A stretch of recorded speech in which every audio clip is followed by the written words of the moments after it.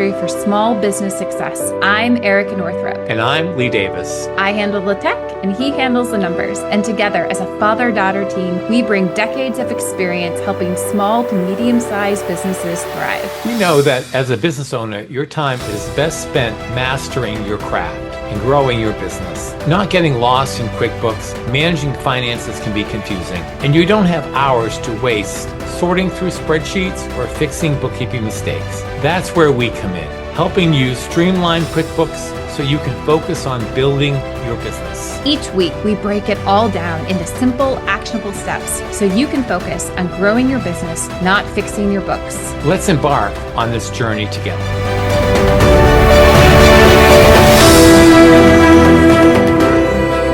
Welcome back to QuickBooks Mastery for Small Business Success, podcast episode 2, Common QuickBooks Challenges and How to Overcome Them. I'm Erica Northrup. And I'm Lee Davis. In our last episode, we introduced ourselves and shared our journey as a father-daughter business duo. Today, we're diving into a topic so many business owners struggle with, QuickBooks messes and how to fix them. Papa, this is one of those topics that I think you dive into probably the most with your clients is getting them out of QuickBooks messes. A lot of times, isn't that kind of how you begin your work with a lot of your clients as they come to you with these messes? Oftentimes, they could be referred, but sometimes they just call and they don't know what to do. Some of them come through training. They felt like they needed training, but really what they need is somebody to help them fix their QuickBooks issues or what we might call their messes. Yeah. And then because they don't know where to start. Oftentimes they say, should we start over? And in some cases, you know what? They need to start over. But in most cases, we can fix what they have and help them move on. From your perspective, why do you think businesses struggle so much with QuickBooks? Like you said, they advertise themselves as being easy to use. And in some aspects, they're not that easy to use. It's not that people can't learn it, certainly, because we've helped a lot of people to be able to learn and better use QuickBooks. But why do you think that business owners struggle with QuickBooks so much? I think it starts, if you remember from the first episode, my dad was a carpenter. And it starts because they don't understand the basic foundation of QuickBooks. And in some cases, they think they can just sit down and start clicking on things and entering things without understanding how things get put together. And they would need some help with some basic accounting. I think that because it takes some accounting expertise that oftentimes people don't have the patience for or even lack it. Do you think that's why so many businesses end up with just complete messes in QuickBooks? Is it they just don't understand the accounting fundamentals? Some people think their friend can help them get started. And their friend oftentimes doesn't, QuickBooks. They don't understand how it works either. I think it comes from a lack of understanding of the necessary foundation work that has to be done in setting up QuickBooks. So from your perspective, what are the 3 most common QuickBooks mistakes and how do we fix them? If they were to move these big boulders in their QuickBooks, fix these major issues, probably their QuickBooks function better, right? What I see when people have their biggest messes is that they set up their QuickBooks and they decided to, without first trying to work with QuickBooks for a time, they set up their bank feed. They attach their QuickBooks to their bank and the bank starts downloading their transactions. So they don't understand how those transactions should get handled in QuickBooks. And so sometimes they have duplicate transactions. Their expenses are double and their income is not correct. So I think the bank feed is probably the first thing I tell people, don't set it up right away. You might have an urge to do it, but don't. Don't do it. Start learning it the manual way. And the second piece is I think people don't understand the foundations in QuickBooks of understanding forms and lists. QuickBooks can be a big time saver. And if you get it set up correctly initially with the right form, for example, for those people who are just tuning in to our podcast and don't understand what a form is a check. A form is a bill. A form is an invoice. So there are various forms that help you use QuickBooks. the biggest thing I see people is they, rather than using these forms to save them time, they work in the register in QuickBooks rather than using the forms. So the register is nothing more than like the old Quicken. Sometimes they think that's the way it works, but no, QuickBooks is not Quicken. And thirdly, I think the biggest challenge is understanding that they have to reconcile their account with their bank statement. For people who don't like reconciling their own business accounts, I tell them that your report card is based on your ability to reconcile your bank account. That's where it starts. Absolutely. So I would say those are the three biggest pieces I help people with right away to tackle their messes would be those three. I love that advice. That is so good. So I did some kind of digging around, and three of the biggest things that I found out there. Now, remember, I'm not the QuickBooks girl, but I do love to use my technology to see what's going on. One of the first, and I'd love your opinion on this, some of the things you talked about are on this list and some are not, but one of the first biggest mistakes that my research came up with is the chart of accounts is a mess. What do you say to that? I'd say your search was excellent. Because yes, Thanks, Papa. the chart of accounts is like the wheels on the car. You've got to have the structure correct. And I think as far as the chart of accounts go, you've got to understand the basic function of each account. And so if you don't understand, QuickBooks will walk you through that. But you've got to understand the basic account structure in QuickBooks. Would you say that messy accounts lead to confusing reports and bad financial decisions? That's correct. They won't balance if you don't have the right chart of accounts, but also if you set the account up incorrectly because you don't know what type of account it is, it may not surface right away, but you'll see it will show up in QuickBooks at all the wrong places. So what would you say the quick fix for that is? How can our listeners, if they have a chart of accounts that's a mess, how do you start to untangle that? I think you start by looking at each account and categorizing it as to whether that account is an asset or that account's a liability or that account's owner equity or that's an income account or that's an expense account. So basically just simplifying, right? Just look at those 5 types of accounts. Understanding how to edit that account so that it reflects the type of account that should be. Love that advice. Good stuff. Okay, now moving on to the number 2 mistake that I found is transactions aren't categorized correctly. And I guess this kind of goes back to the chart of accounts, but do you find that if people don't have the correct categorization that it causes problems? In keeping to your theme, Erica, keeping things simple, I highly recommend, and I have for years, that people take a Schedule C. The IRS produces in order for you to do your tax return.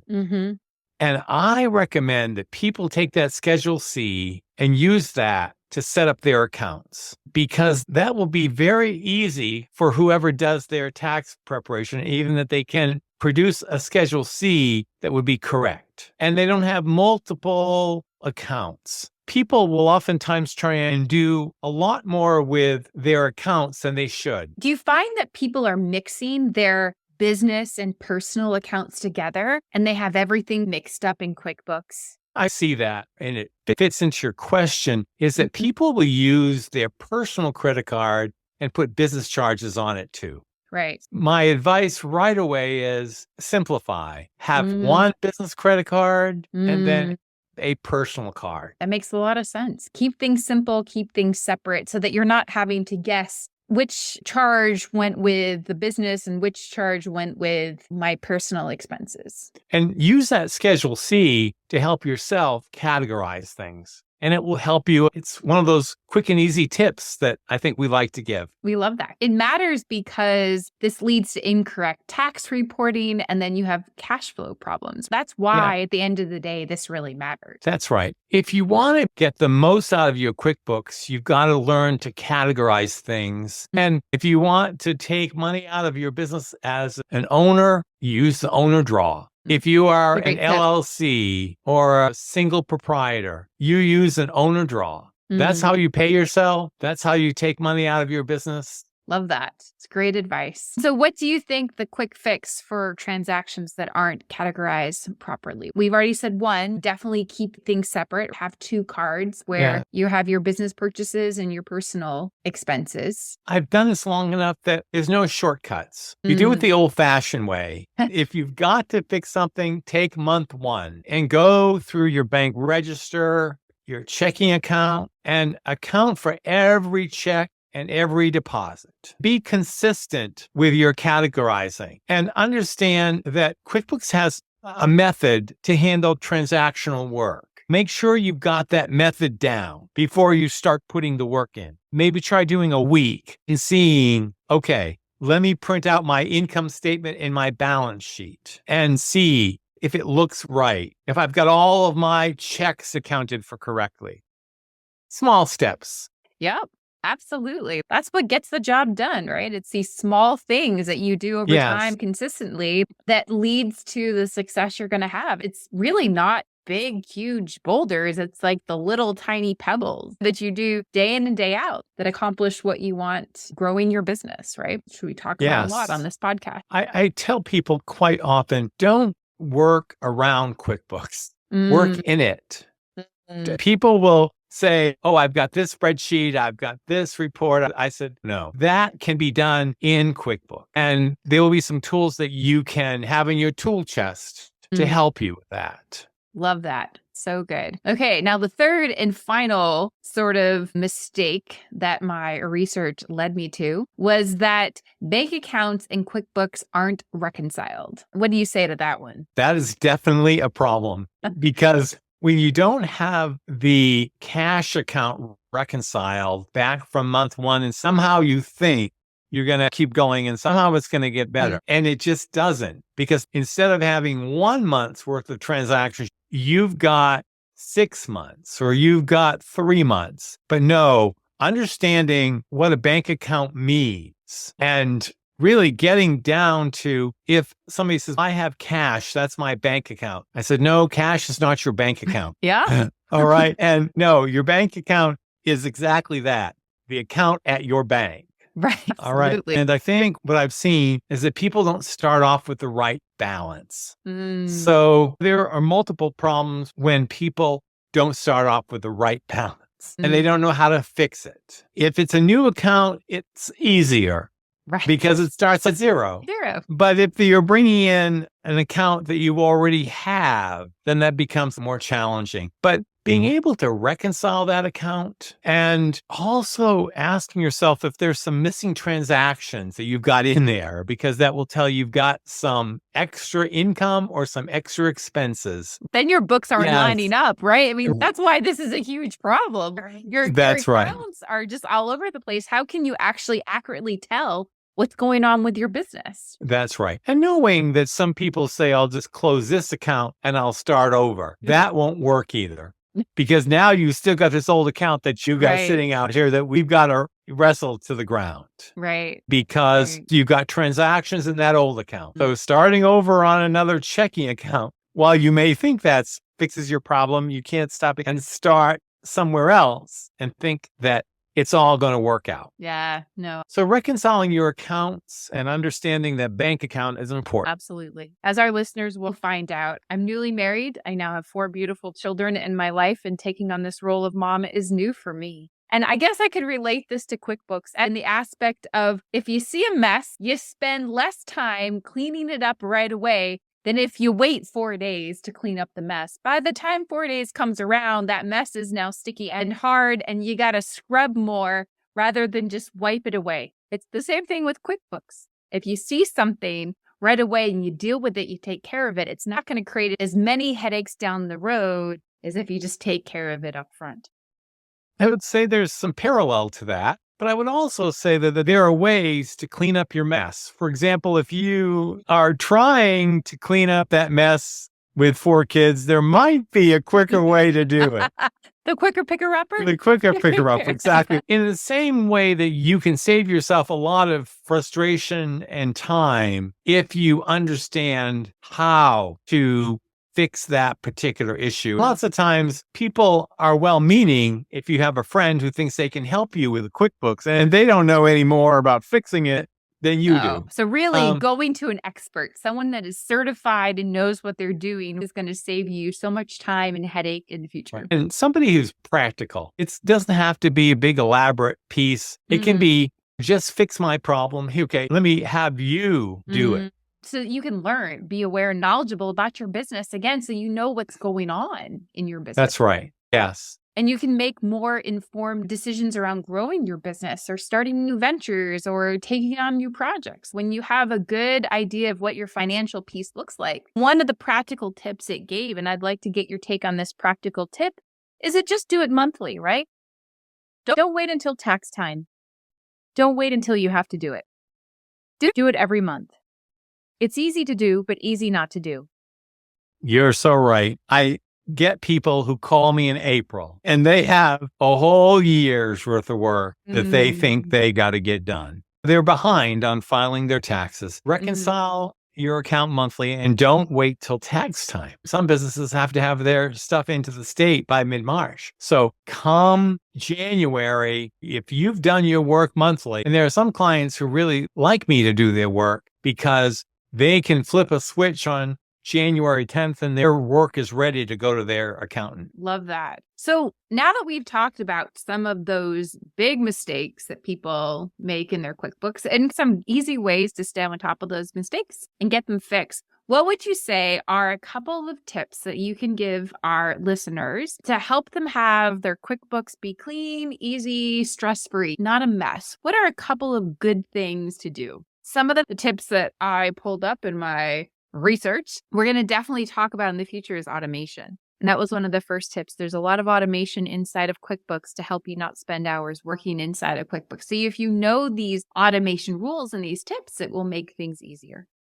I would say my biggest tip would be don't overbuy. If you are a solo entrepreneur, all right, you don't need an expensive QuickBooks product. You can use QuickBooks Self-Employed. You can grow into the products, but start out with a product that you can understand, that you can work with. Love that. I think that probably would be what you need and when you need it. I think that's great advice to not overbuy, to know what you need, and you can always expand, right? If you start with one product, you can always upgrade to more if you find in the future that is what you need. That's right. QuickBooks has several products that are simple start or just a very basic product to start with. If you need payroll, then yes, you need something a little bit more. Deciding whether you want a mobile application or whether you still like the old desktop model. Are they still doing? I thought they had ended that. They are. That desktop model for people who still like having that desktop version sitting on their desk and they don't like the cloud, but just understand what you want and what the pluses and minuses are. If you're a plumber who's on the go and you want to generate a bill, you want a mobile version. If you want to get that done right there and have them pay and use technology to get paid, then by all means. And you get the product that you think works best for you and your clients. It makes them easy to pay, easy to use. You need to integrate your business in a simple way. If it's more headache and it doesn't help you at the end of the day. And if you just have a very simple report you can run at the end of the day to say, here's what I made, here's what I spent. I had a great day. I know I had a great day. Yeah. Have a great day. I love that. That's awesome. So 2 more practical tips I would like to throw out to our listeners is to set aside 15 minutes a day. I'll go back to being a new mom, laundry. I sometimes wait until Sunday to do all of my laundry for the next week. What I'm learning is it's better if I just do 1 or 2 loads a day. Then it's done and I don't spend all Sunday doing laundry, which is a blessing, right? The same thing can be said about QuickBooks. Don't wait till the end of the month. Don't wait till the end of the year. Then you're spending 2 weeks getting your books all in order for your accountant or for your QuickBooks guy, right? Just take 15 minutes every day or 15 minutes 3 times a week and do those things that maybe are not your favorite in your business. And then my last piece of advice is if you come to a place where it's just, this is over my head and my head is swimming and I don't want to mess it up and I know I'm going to mess it up, hire someone. Call Lee Davis and Company. We will help you do those things. Like, I think there's a time where there's things that you can do, and then there's things that just would be smart to hire the expert to do. I really like your idea because sometimes people put it off because they don't want to do it. Probably don't want to do laundry, so you put it off. Put it off. Exactly. I just recently worked with a client who said, Lee, when I get home on Thursdays, I need to set aside 2 hours and take care of it each week. Yep. And if I have a problem that I really think I'm not able to solve, then I know that you're on the other end and I can help him so he doesn't wind up having to spend a lot of money on me. At the end of the day, you're helping your client. That's what it's all about, right? Yeah, I like those recommendations. If there's anything we can get across to our listeners, it's just keeping business as simple as you can before you get yourself into a big mess called the expert, because it will save you hours of work that you can then spend doing something else on your business that brings you even more joy. We know that QuickBooks can feel overwhelming, but with the right setup and a few small habits, it really can work for your business, which is what we want to do in this podcast, is really give people the simple tools to help them be successful in their business. Next episode, we're going to talk about cash flow management in QuickBooks, because even profitable businesses can struggle if they don't have cash on hand. Is there any piece of advice or 2 cents of advice that you could give, just a precursor to next episode that's coming? Yeah, I would say cash is king. Understanding how cash should be handled in your business in budgeting and working with cash flow can make a difference between your business thriving and for your business that fails. Love that. That's a good little taste of what's coming next episode. Till next time, we'll see you next week. Thanks for tuning in to QuickBooks Mastery for Small Business Success. If you enjoyed this episode, hit subscribe and stay connected with us at LeeDavisandCompany.com. We know QuickBooks can be overwhelming, so we've put together a free resource to help you get started right away. Grab your copy at LeeDavisandCompany.com. And when you do, you'll also get access to our VIP email list, where we share exclusive QuickBooks tips, business strategies, and support. And we'd love to hear from you. If you have a QuickBooks question or a business challenge, send it our way at support@LeeDavisandCompany.com. We might feature it in a future episode. We're here to help you simplify QuickBooks and grow your business, one step at a time. See you next time.